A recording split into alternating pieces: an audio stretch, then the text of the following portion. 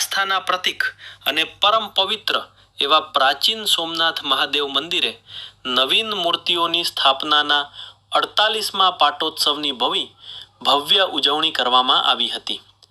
વૈશાખ સુદ પૂનમના પવિત્ર દિવસે વહેલી સવારથી જ મંદિર પરિસરમાં ઓમ નમઃ શિવાયના મંત્રોચ્ચાર અને રણકતા ઘંટારવ વચ્ચે ભક્તિમય માહોલ સર્જાયો હતો.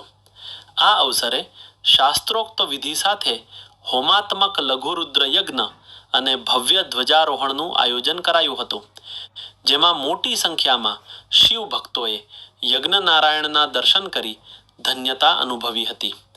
108 ફૂટ ઊંચા આ ભવ્ય શિવાલયમાં આયોજિત પાટોત્સવમાં મંદિર ટ્રસ્ટના પ્રમુખ સુરેશભાઈ દેસાઈ, મંત્રી પંકજભાઈ મોદી, ઉપપ્રમુખ દેવચંદ્ર, ખજાનચી વિનોદભાઈ દેસાઈ સહિત ટ્રસ્ટીઓ નીતિન ગાંધી, પ્રદીપભાઈ મહેતા અને જગદીશભાઈ મહેતા ઉપસ્થિત રહ્યા હતા.